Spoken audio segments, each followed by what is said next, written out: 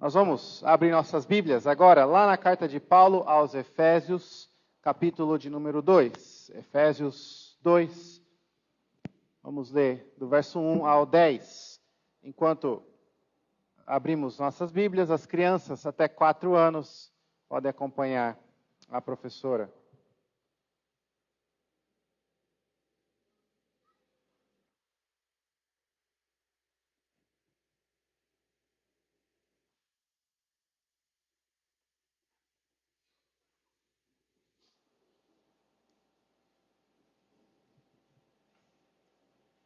Efésios 2, nós vamos ler do versículo 1 até o 10, porém, a nossa mensagem será concentrada no versículo 8, 9 e 10. Efésios 2, vamos ler do 1 até o 10, para termos um entendimento melhor do contexto da passagem, mas vamos meditar apenas nos 3 últimos versículos, versículo 8, 9 e 10. Hoje nós estamos na penúltima mensagem da nossa série sobre os 5 solas da doutrina reformada, da teologia reformada. Nós começamos no primeiro domingo de outubro, estamos fazendo assim durante todo esse mês, o mês em que se comemora a Reforma Protestante, o dia da Reforma Protestante, dia 31 de outubro. Nós vimos que os 5 solas são afirmações, declarações, trazidas do latim, que resumem de forma adequada o que é que está no centro do ensino reformado, da teologia reformada. Se alguém perguntasse no que se baseia essa tal de teologia reformada, o ensino das igrejas protestantes reformadas, o que é que baseia-se, no que é que se baseia este ensino? Os 5 solas seriam uma forma adequada de resumirmos este ensino, que é central para o ensino reformado. O primeiro sola é o sola Escritura, que significa somente a Escritura, somente a palavra de Deus. E essa afirmação diz que somente na palavra de Deus encontramos quem é Deus e o caminho até Deus, que é o próprio Filho de Deus, Jesus Cristo. Somente na palavra de Deus, em nenhum outro lugar aprendemos de forma verdadeira quem é Deus e como vamos chegar até Deus. Sola Christus, ou solo Cristo, significa que somente Cristo é o mediador entre Deus e o homem. Então, é na Bíblia que aprendemos quem é Deus e vemos o caminho até Deus, que é o Senhor Jesus Cristo, o único mediador. Separado de Cristo, a parte de Cristo, não há como irmos até Deus. Somente Cristo é o mediador. A salvação é somente pelo mérito de Cristo, pela obra de Jesus Cristo. É Ele que fez tudo, é Ele que media, é Ele que reconcilia pecadores com Deus. Somente a Escritura nos mostra Deus e como chegarmos até Deus, que é Jesus Cristo. Somente Cristo é o mediador entre Deus e os homens. Mas nós tomamos posse ou nos apropriamos do que Cristo fez somente pela fé. Sola fide, somente pela fé. Não é pelas obras da lei, não é pela boa obediência, o bom comportamento ou membresia em uma igreja, nada neste mundo, somente pela fé. Veja, a conexão dos 5 solas. Somente a Bíblia nos mostra Deus e como chegarmos até Deus. E esse caminho é Jesus Cristo, somente Jesus Cristo. E nós nos apropriamos da obra de Cristo somente pela fé. Somente pela fé. E tudo isso acontece pela graça de Deus somente. E é isso que nós vamos ver hoje, se Deus assim nos permitir. Hoje nós vamos meditar no sola gratia. Vamos ler então Efésios 2. Vamos ler do verso 1 ao 10, mas vamos nos concentrar apenas a partir do versículo 8 para a nossa exposição. Diz assim: Ele vos deu vida, estando vós mortos nos vossos delitos e pecados, nos quais andastes outrora segundo o curso deste mundo, segundo o príncipe da potestade do ar, do espírito que agora atua nos filhos da desobediência, entre os quais também todos nós andamos outrora, segundo as inclinações da nossa carne, fazendo a vontade da carne e dos pensamentos, e éramos, por natureza, filhos da ira, como também os demais. Mas Deus, sendo rico em misericórdia, por causa do grande amor com que nos amou, e estando nós mortos em nossos delitos, nos deu vida juntamente com Cristo. Pela graça sois salvos. E juntamente com Ele nos ressuscitou e nos fez assentar nos lugares celestiais em Cristo Jesus, para mostrar nos séculos vindouros a suprema riqueza da sua graça em bondade para conosco em Cristo Jesus. Porque pela graça sois salvos, mediante a fé. E isso não vem de vós, é dom de Deus, não de obras, para que ninguém se glorie, pois somos feitura dele, criados em Cristo Jesus para boas obras, as quais Deus de antemão preparou para que andássemos nelas. Vamos orar? Feche seus olhos. Ó Senhor, nós rogamos agora a sua ajuda para conseguirmos entender a tua palavra, a tua mensagem. Abra nossos ouvidos para ouvir atentamente, nossos corações para sermos ensinados humildemente e nossos olhos para vermos a glória do Senhor no seu Filho Jesus Cristo, no nome dele que nós oramos. Amém. Amém. Existe um hino antigo, bem antigo, escrito por John Newton. Você talvez conhece, porque o título do hino se tornou título de várias outras músicas mais recente, e o hino se diz Maravilhosa Graça, ou Graça Maravilhosa. Como você já deve ter ouvido, várias músicas, vários autores, vários escritores utilizam-se dessa expressão. Não é algo recente, não estou trazendo aqui uma redescoberta, nada do tipo. É algo comum, um hino escrito por John Newton que se chama Maravilhosa Graça. E eu queria ler com você partes deste hino, para que você perceba a bela poesia que John Newton escreveu. O hino diz assim: graça maravilhosa, como é doce o som que salvou um miserável como eu. Eu estava perdido, mas agora fui encontrado. Era cego, mas agora vejo. Foi a graça que ensinou meu coração a temer. E a graça aliviou os meus medos. Quão preciosa foi esta graça, o momento em que acreditei pela primeira vez. Quando estivermos lá, há 10.000 anos, brilhantes como o sol, não teremos menos dias para cantar louvores a Deus do que quando nós começamos. Graça maravilhosa, como é doce o som que salvou um miserável como eu. Graça maravilhosa. Realmente, a graça de Deus é algo maravilhoso. Não há nada que se compare com a graça de Deus. Nós lemos no começo do culto, Salmo 63, onde Davi declara: a sua graça é melhor do que a vida. Tudo que essa vida tem a oferecer não chega perto de se comparar com a graça de Deus. E Paulo, nesse texto que nós lemos, de forma magistral, nos mostra realmente a beleza da graça de Deus. Como é maravilhosa a graça do nosso Deus. E em um domingo em que estudamos que somente pela graça somos salvos, nada melhor do que um texto como esse para nos lembrar como a graça de Deus é algo maravilhoso. O que Paulo nos ensina no texto que nós lemos sobre essa graça maravilhosa é que nós somos salvos pela maravilhosa graça de Deus. E pela graça de Deus nós somos confiantes, humildes e diligentes. Nós somos salvos pela maravilhosa graça de Deus. E essa graça nos faz confiantes, nos faz humildes e nos faz diligentes. Veja que Paulo fala no capítulo 2, e ele dá uma exposição brilhante do que é a salvação. Ele começa o capítulo 2 mostrando o estado natural do ser humano. Olha, vocês estavam mortos, mas Deus vos deu vida.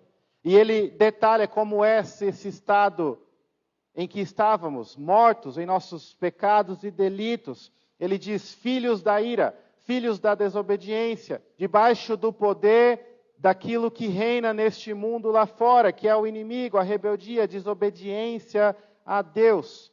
E assim éramos todos nós. Paulo escreve para a igreja de Éfeso e diz, olha, vocês eram assim, nós todos éramos assim. O homem, o ser humano natural, ele está morto em seus pecados e delitos. Ele é um filho da ira, ele é rebelde, desobediente. Esse é o estado natural do homem.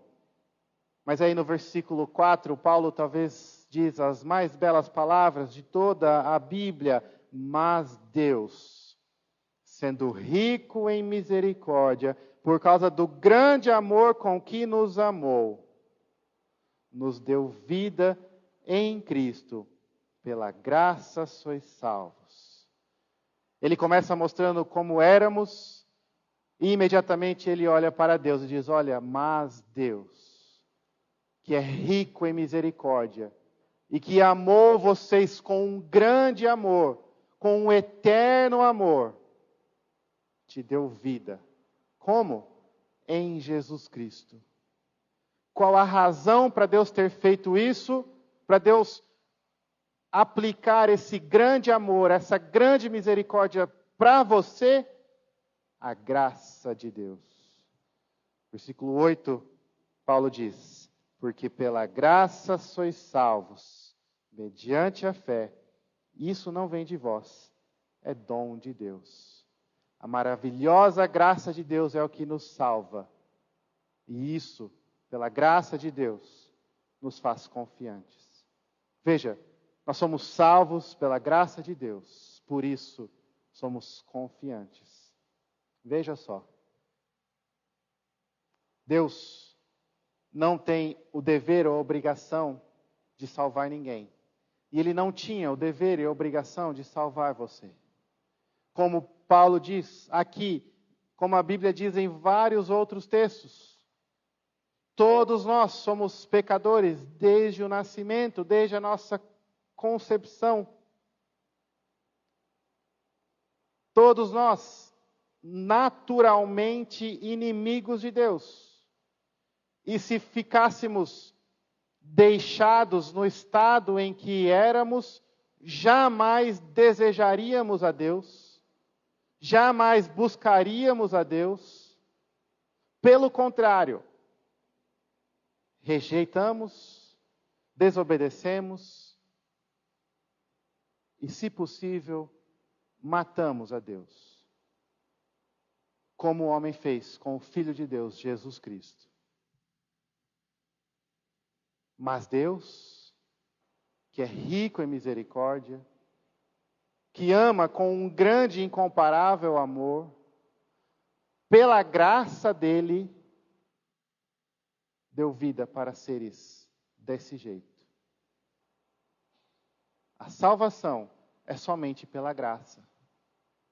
Ninguém mereceu ser salvo. Ninguém merece ser salvo. Ninguém conquistou a salvação. Ninguém vai conseguir conquistar a salvação. Ninguém tem direito de cobrar a salvação de Deus. Deus dá vida, porque Ele é gracioso. Paulo diz, é um presente de Deus. Muitas pessoas interpretam presente de Deus como se descrevendo apenas a fé. E nós vimos semana passada o que é a fé. A fé é o instrumento pelo qual nós somos justificados. Como assim?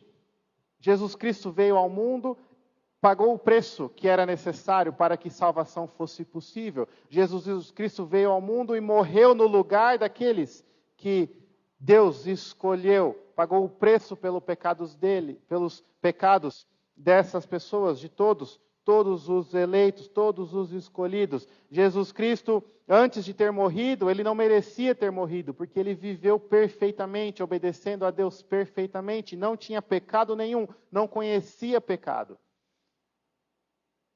E nós somos unidos a Cristo, a obra de Cristo, o preço que Cristo pagou, e a justiça de Cristo se torna nosso pela fé. A fé é um instrumento que nos justifica, por onde nossos pecados são perdoados e nós somos declarados como justos. E Paulo menciona a fé nesse texto de novo. Ele fala, pela graça sois salvos mediante a fé. Veja, a fé é um instrumento. Sem fé, Jesus Cristo não é o seu Salvador. Você precisa crer nele, confiar nele, depositar a sua fé nele para que ele seja o seu Salvador. Ele é o único Salvador. Creia nele e ele te salvará. A fé é o instrumento. E a fé, Paulo diz, é dom de Deus, mas Paulo não diz que somente a fé é dom de Deus. Toda a salvação é dom de Deus. O que é que Paulo quer nos ensinar? O que nós estamos repetindo várias e várias vezes, e vamos repetir várias e várias vezes ainda mais nesta noite, é a graça de Deus. Somente a graça de Deus que nos salva. É presente de Deus, é favor imerecido. Ninguém merecia, ninguém conquistou. Deus deu, Deus derramou essa graça. Deus escolheu e salvou e deu vida para aqueles que estavam mortos em seus pecados e delitos. Nem eu, nem você, nem ninguém neste mundo merecia ou conquistou a salvação, mas Deus salvou pela sua graça. Toda a salvação é presente de Deus.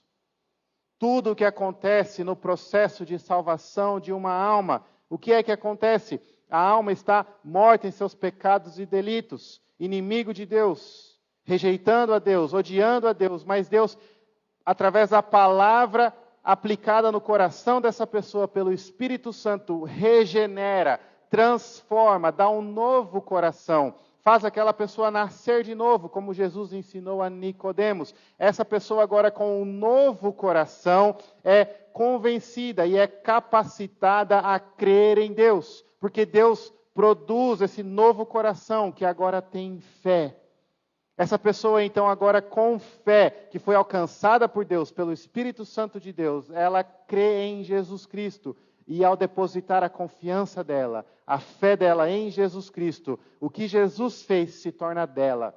Os pecados que Jesus Cristo pagou o preço, são os pecados dela que foram pagos o preço. A justiça de Jesus Cristo se torna a justiça dessa pessoa. E ela agora é uma filha ou um filho de Deus. E tem direito à herança de Deus. A ser contado no número, tem todos os privilégios do Filho de Deus. Tudo isso, que é um agir sobrenatural, que acontece de forma misteriosa pelo agir de Deus, tudo isso é Deus quem faz. Do começo ao fim, a salvação é presente de Deus. Veja, isso é importante ser reiterado e repetido várias e várias vezes. Porque nós temos dificuldade de compreender. Talvez nós entendemos, mas lá no fundo do coração nós ainda insistimos. Não, mas eu tenho 0,001% de responsabilidade na minha salvação. Não, mas eu preciso fazer alguma coisa. Não, mas eu tenho que fazer alguma coisa. Não é isso que a Bíblia ensina. Toda a salvação é presente de Deus. Quando você ganha um presente de alguém, você colaborou de alguma forma por aquele presente? Se você colaborou, diminui o presente, não é mais um presente. Se você trabalhou por aquilo, não é mais presente. Se você fez alguma coisa, não é mais presente. Um presente é algo que alguém faz tudo e apenas te entrega. Aqui está, presente. É para você. Qual que é seu papel ao receber um presente? Receber e se alegrar. Na sua salvação, sabe qual é o seu papel? Se alegrar em Deus. Glorificar e louvá-lo e engrandecer o nome dele. Porque ele fez tudo. A salvação é presente de Deus, do começo ao fim. A fé é incluso. A fé não é algo que você foi bom o suficiente para produzir no seu coração e depositar em Cristo. Não, é Deus quem te regenerou, quem te deu vida quando você estava morto. Morto não crê, morto não faz nada, morto está morto. Mas Deus dá vida, Deus regenera, Deus produz vida no coração da pessoa e ela então crê em Jesus Cristo. Do começo ao fim, a salvação é presente de Deus, é graça de Deus. Por isso você pode viver a sua vida confiante. O que nós estamos falando aqui, irmãos, é boa notícia. Na verdade, é a única boa notícia. Por isso que o Evangelho é chamado de boas novas da salvação. Qualquer outra forma de soteriologia, o que é isso? Teologia de salvação. Qualquer outra forma de ensino relacionado à possibilidade de salvação, que não deu crédito pela salvação completo, exclusivo para Deus, é mentiroso e é falho. A única boa notícia da salvação é o que a Bíblia ensina em Jesus Cristo. A graça de Deus. Do começo ao fim. Do começo ao fim. Você era um morto e Deus te deu vida. Ele que te deu vida. Você era incapaz de crer e Ele te deu fé. E você crê nele agora. E confia nele. Você era um pecador e agora você é justo. A graça de Deus. Do começo ao fim. Por isso que isso é boa notícia. Porque seja sincero, se dependesse de você, será que você seria salvo? Honestamente, olhe para o seu coração. Eu sei que é difícil pôr isso em números, mas vamos, para reforçar o ponto, vamos brincar um pouquinho de imaginar. Quantos por cento você imagina que conseguiria colaborar para a sua própria salvação? Se fosse verdade o que algumas igrejas, algumas pessoas ensinam, de que você precisa fazer algo para ser salvo, qual é a porcentagem que seria possível?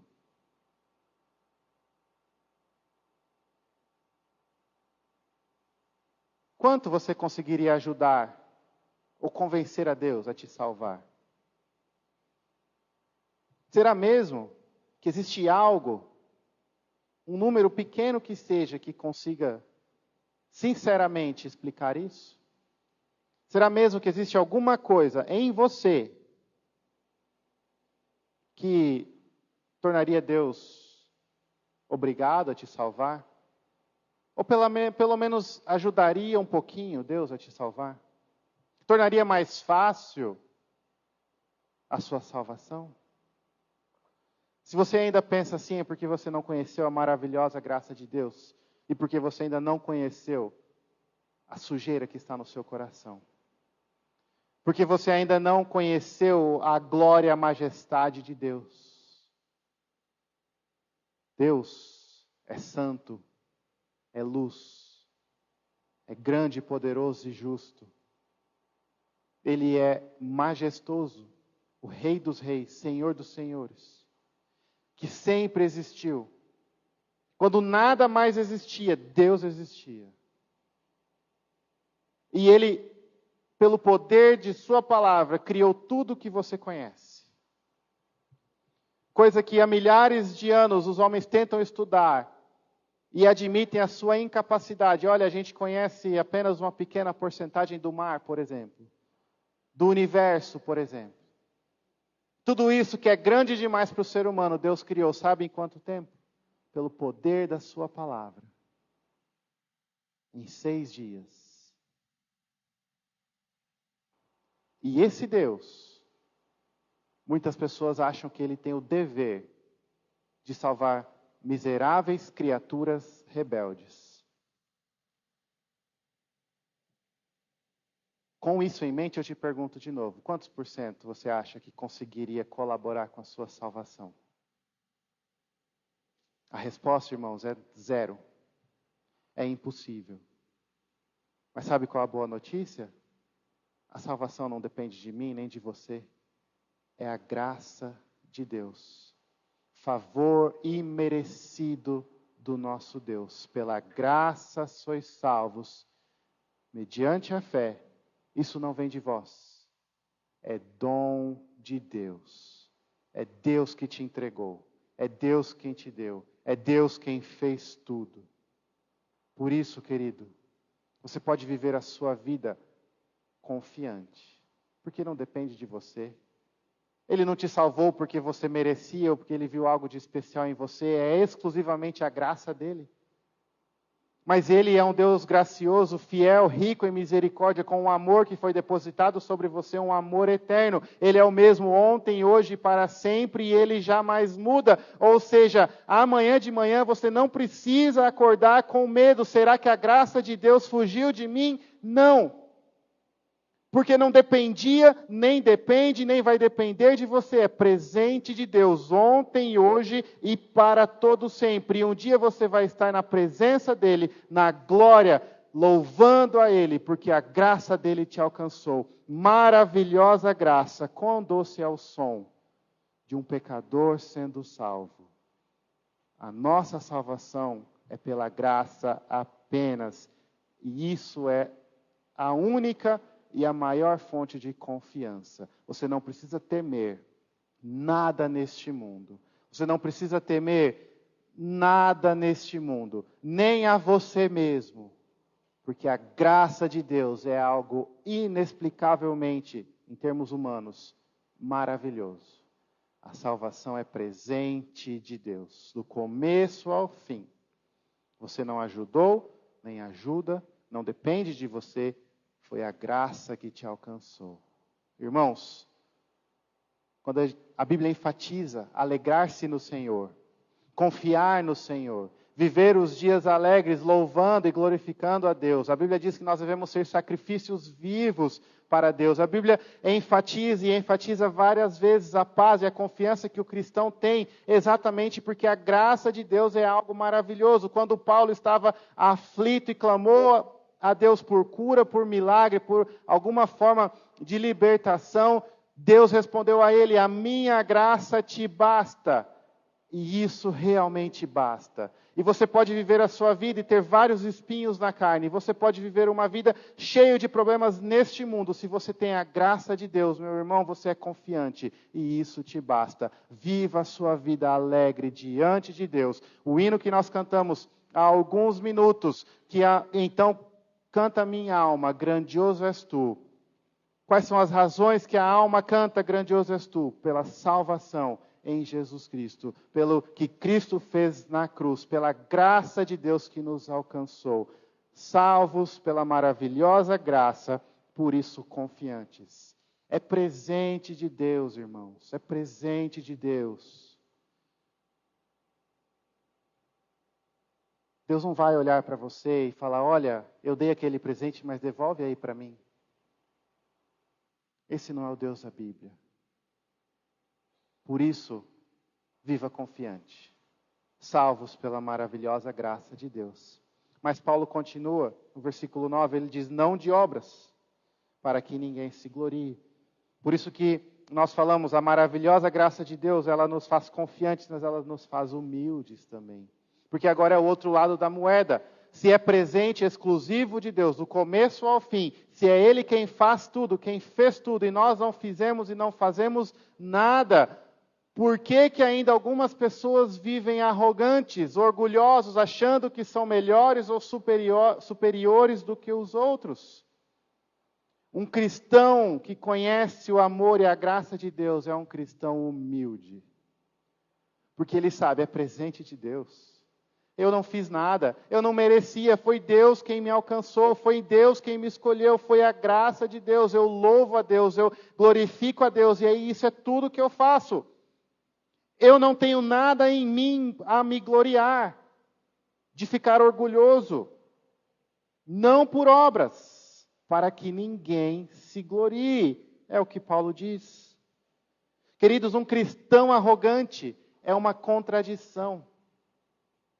E nós devemos martelar isso em nossos corações, cheio de orgulho, para que esse orgulho morra mais e mais a cada dia. A única diferença entre você e o pior dos bandidos é a graça de Deus. A única diferença entre o seu filho e o filho mais bagunceiro da escola, o aluno mais problemático da escola, a única diferença entre a sua casa e a casa que reina o caos e a morte e a violência é a graça de Deus. Se o seu filho cresce e vive servindo a Deus e é uma bênção no reino, isso não torna você um super pai, uma super mãe, alguém melhor do que os outros. Você é apenas alguém favorecido por um favor que você não merecia, mas Deus derramou sobre a sua vida e sobre a vida dos seus filhos, porque Ele é maravilhoso, porque Ele é rico em misericórdia e amou você e seus filhos com um grande amor. A única diferença entre um cristão e alguém que ainda está morto em seus pecados e delitos. É a graça de Deus. Humildade é o que a graça de Deus produz em nós. Não apenas confiança, humildade. Porque nós sabemos, olha, se não fosse a graça de Deus, eu estaria assim também. Eu seria talvez até pior. Mas a graça de Deus me alcançou. Maravilhosa graça. Maravilhosa graça. Irmãos, nós temos que, mais uma vez, martelar isso em nossos corações. Nós somos orgulhosos por natureza e facilmente olhamos para os outros como superiores. Facilmente achamos culpa e erro nas pessoas quando as coisas não vão como deveriam ir.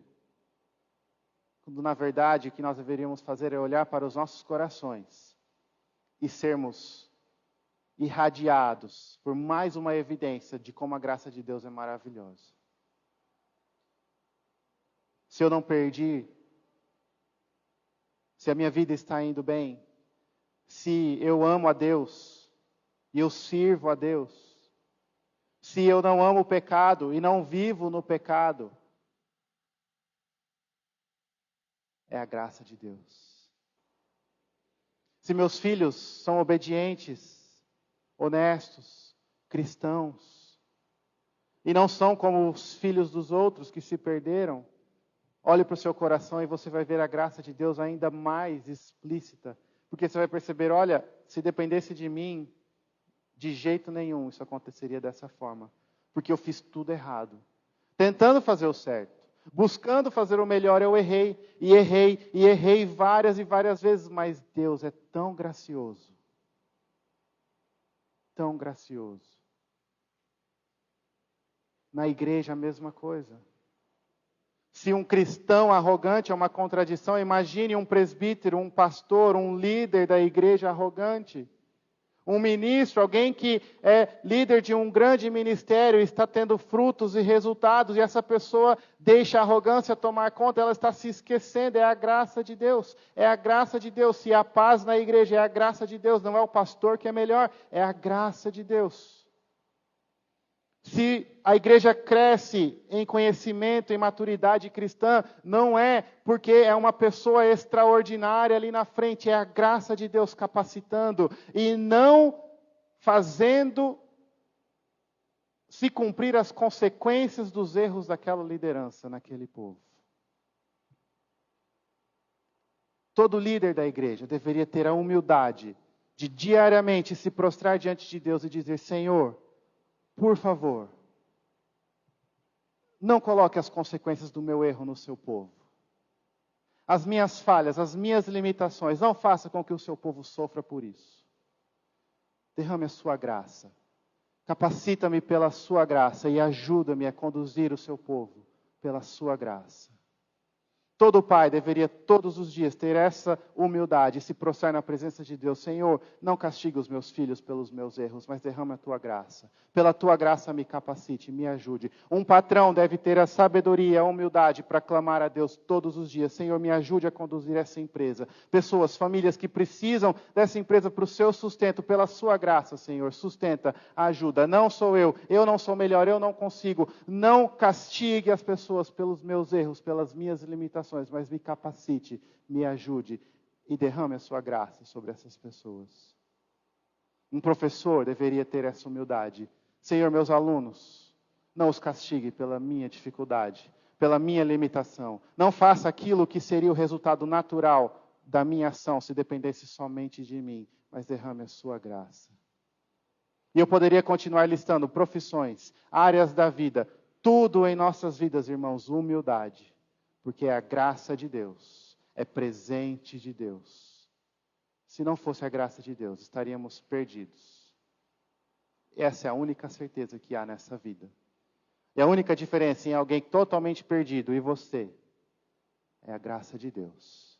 Nós somos salvos pela maravilhosa graça de Deus, que é dom de Deus, não vem de nós, não é obra, para que ninguém se glorie. Mas veja no versículo 10... Pois somos feitura dele, criados em Cristo Jesus para boas obras, as quais Deus de antemão preparou para que andássemos nelas. Se um cristão arrogante é uma contradição, um cristão preguiçoso também é uma contradição. Porque Deus não salvou ninguém para colocar essa pessoa em uma sala de espera, excluída do mundo, dizendo, agora fique aí, o dia que Jesus voltar, você vai com Ele. Deus não salvou o povo que Ele escolheu pelo amor, pela graça dEle, para que esse povo ficasse sentado em suas salas, assistindo TV, até o dia em que Jesus voltasse. Deus não salvou um povo para que esse povo se excluísse e se achasse melhor do que os outros e não fossem sal e luz neste mundo. Deus salvou para a glória dEle, para as obras que Ele de antemão preparou. Veja, as obras não salvam ninguém, as obras não conquistam salvação para ninguém, mas Deus salvou você porque Ele tem obras para que você faça. E você agora confiante e humilde, porque experimentou a graça de Deus, quer cumprir com essas obras por alegria. Porque Deus já te libertou do peso de ter que cumprir com uma lista de regras para alcançar o amor dEle. Ele já te ama, Ele já te salvou, Ele já te alcançou. Você agora é livre e você experimenta esse amor de tal forma que Ele te constrange, te anime, te alegra a viver nos caminhos de Deus. As boas obras que Paulo diz aqui, que Deus preparou, é toda a nossa vida.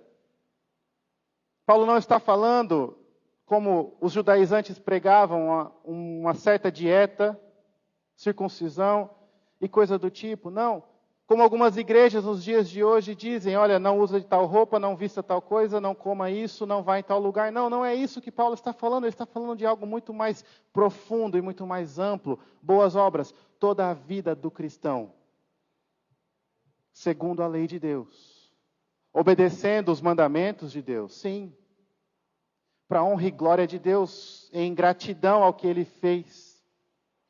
Quando Deus deu os 10 mandamentos para o seu povo, Ele não disse assim, se vocês querem ser salvos, não tenha outros deuses, não faça imagens para vocês, não tome o nome do Senhor em vão, lembre-se do sábado, honre seu pai, não mate, não adultere, não cobice, não diga falso testemunho.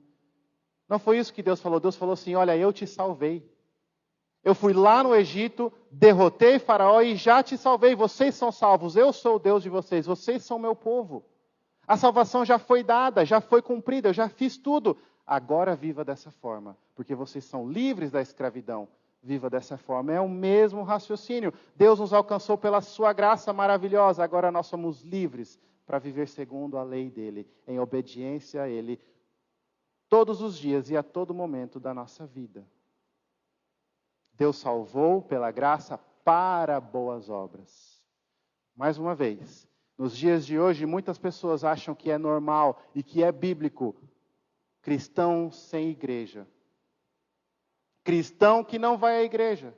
A igreja é uma instituição humana, não serve para nada. Eu amo a Cristo, eu e Deus, nós nos entendemos e isso basta. Como se Deus tivesse salvo aquela pessoa para que ela ficasse em casa, assistindo televisão. Nada contra assistir televisão ou ficar em casa. Mas Deus te salvou para boas obras. Para viver segundo a lei dEle. E qual a melhor de todas as obras? Louvar e engrandecer ao nome de Deus. Que coisa melhor você pode fazer nesse mundo do que adorar a Deus? E quantos crentes, infelizmente, mal acostumados com a graça e a misericórdia de Deus, fazem do momento de louvor e adoração algo secundário. Não priorizam estar na casa de Deus. Não levam a sério cultuar e adorar a Deus. Não se preparam para isso. Não buscam louvar a Deus verdadeiramente. Vem se der, vem se pode, se não tem nada melhor para fazer. E quando vem, busca outras coisas para distrair enquanto o momento não passa. Você não foi salvo para ficar numa sala de espera, numa geladeira, só sendo conservado até o dia final, para não ser diferença e para não glorificar a Deus. Pelo contrário, a graça de Deus te alcançou de tal forma que agora as obras que Deus preparou, você quer e você busca fazer. E você é capacitado por Deus, pela graça dele, de fazer. A graça de Deus está presente em tudo o que Paulo fala. Quando nós nos reunimos para louvar a Deus, antes de começar o culto, o que nós fazemos todos os domingos? Nós oramos. Porque se não for a graça de Deus nos capacitando, esse culto será em vão. E o louvor que sair do meu lábio pode ser falso, pode ser mentiroso, mas pela graça de Deus, Ele me capacita, Ele me ajuda e Ele aceita o meu louvor. Nós devemos deixar a graça de Deus tomar toda a nossa vida e todo o nosso ser. E eu digo agora para os pais, ensine os seus filhos sobre a graça de Deus. A todo momento, toda oportunidade, lembre-os, meu filho, olha como Deus é gracioso. E isso é pela graça de Deus. Você foi bem na prova? É a graça de Deus. Você não se comportou como os outros? É a graça de Deus. Não fique arrogante, não se ache superior. É Deus quem te dá graça, quem te sustenta. Meu filho, vamos na igreja louvar ao nosso Deus com alegria, porque a graça dele é melhor do que a vida, porque a graça dele já nos alcançou. Olha como dele é gracioso, vamos louvá-lo. Meu filho, vamos participar da programação, vamos ajudar, vamos procurar motivos para servir e lugares para servir na igreja, porque a graça de Deus é algo maravilhoso que já nos alcançou. E pela graça de Deus, você nasceu em um lar que conhece a Cristo e que fala de Cristo para você todos os dias. E você cresceu no meio do povo de Deus. É a graça dele. Vamos louvar, vamos viver para ele, vamos servi-lo. E assim nós levantamos de manhã, segunda-feira, para ir para o trabalho, alegres pela graça de Deus. Para lá também fazer as boas obras que Deus preparou. Porque até agora eu só falei da igreja, mas as boas obras não são só isso, tem outras coisas. Deus tem um propósito para a sua vida, no seu trabalho, na sua casa, no seu lar, na rua, onde você for. Você tem o privilégio e a oportunidade de ser diferente, de refletir o amor de Cristo, de honrar a Cristo, de viver segundo o ensino de Cristo, de fazer a diferença, fazendo o que é comum para você. Pela graça de Deus. Cristão arrogante é contradição.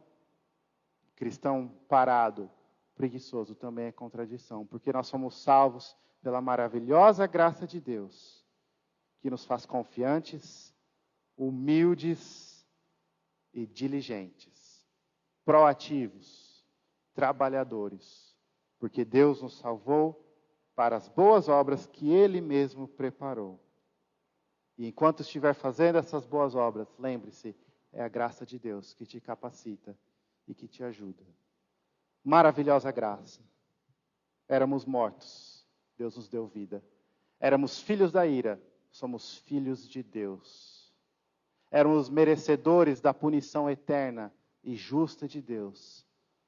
Somos herdeiros de tudo que Deus nos deu. Pela graça sois salvos. Isso não vem de nós, é dom de Deus. Maravilhosa graça, maravilhosa graça. Como Davi disse, é melhor que a vida. Feche seus olhos, nós vamos orar. Senhor, nós te louvamos pela tua palavra, pela tua graça, que é maravilhosa. E porque nós somos salvos apenas e somente pela sua graça. Obrigado, Senhor Deus, por nos escolher, por nos alcançar. Não merecemos e não merecíamos. E sinceramente não sabemos por quê. O Senhor nos escolheu. Mas o Senhor nos escolheu. Nos deu vida. Transformou o nosso coração, nos dando um novo coração, nos fazendo novas criaturas, nos fazendo capazes de crer e confiar em Jesus Cristo.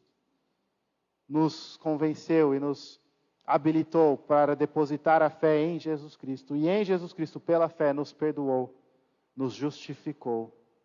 Tudo isso, Senhor Deus, é resultado da sua graça tão maravilhosa, para que nós hoje, suportados, capacitados pela sua graça, pudéssemos andar nas obras que o Senhor preparou. Ó Senhor, ajude-nos a sermos bênção, a sermos servos que glorificam ao seu nome em tudo o que fizermos, porque fomos alvos da tua maravilhosa graça. É o que nós oramos, no nome de Jesus. Amém.